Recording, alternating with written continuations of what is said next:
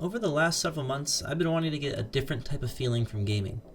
I wanted to step away from the sandbox Minecraft style and competitive arena shooters to see what else might be out there. In doing this, I stumbled upon Neon White. It's essentially a speedrunning game where your character has ascended from hell to kill demons in heaven for a shot at a year's worth of redemption. The game is set up in stages where each day your character, referred to as Neons, has to travel to some section of heaven to defeat a number of demons in the fastest time possible. Most days you had 10 levels to complete, each level having medals from bronze to ace, and depending on how fast you completed the level determined which medal you got. And if you were really fast, beating the developer's own times, you were rewarded with a special red medal. At first, I found the game to be a fun way to enjoy some more casual late night hours. I could easily hop on the game without feeling too involved in some huge story or grind for an item or a level like that of any other video game. It was fun to slowly learn how each level could be played faster and faster with different strategies of movement and mechanics. The more you played a level, the more you would understand its complete layout and the little tricks you could incorporate to get quicker times.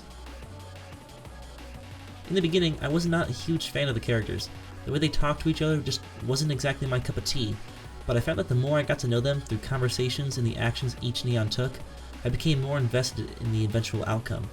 I found it intriguing to see the relationships each Neon had with each other and how those relationships tied into the story.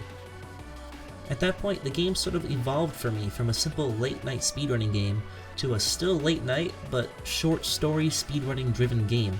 I set out for a goal to achieve an ace medal on every level before moving on to the next. For the most part, I could achieve this in the very first few runs of a level, and had a good number of times where I got it on the first try. The deeper into the game I got, I understood the mechanics more and the tricks that were possible to allow myself to go into a new and unknown level and still achieve an ace on the first try. I was always looking for shortcuts, and my eyes were driven to spot out each possibility and just give it a go.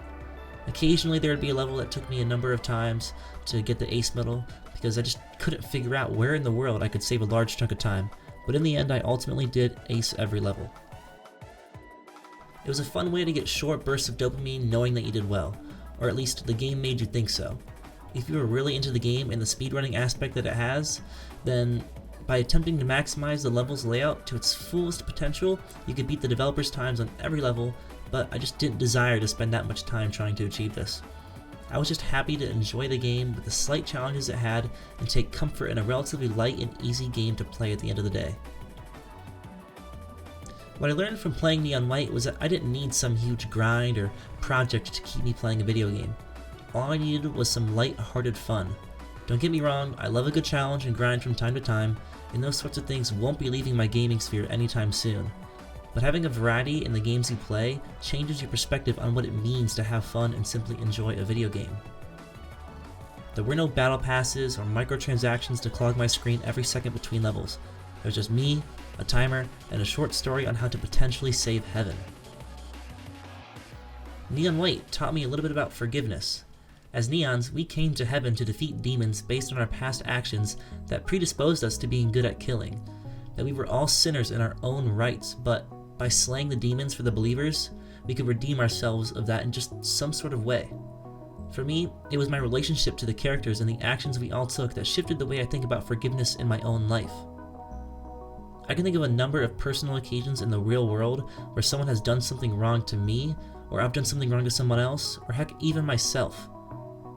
I learned that by holding on so strongly to past wrongdoings makes you view the world in a more pessimistic light, when in all reality, the world is just how you choose to see it. The power of forgiveness does not make someone's action right.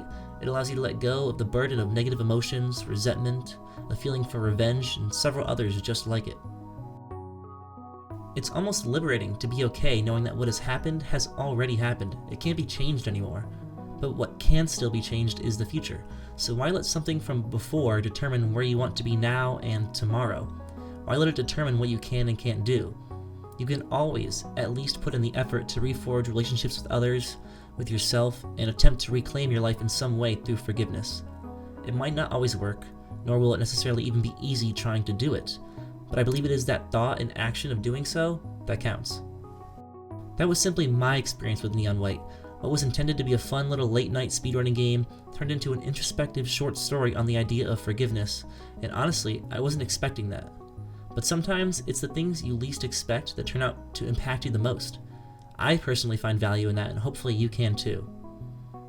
I encourage you all to take a test drive of Neon White yourself and see if it's something you might find enjoyable, whether it's for the gameplay, for the stories, or for the thoughts it can provoke. All I know is that it was worth every dollar I spent to change my perspective on what it means to play video games. Now we can all forgive just a little bit more.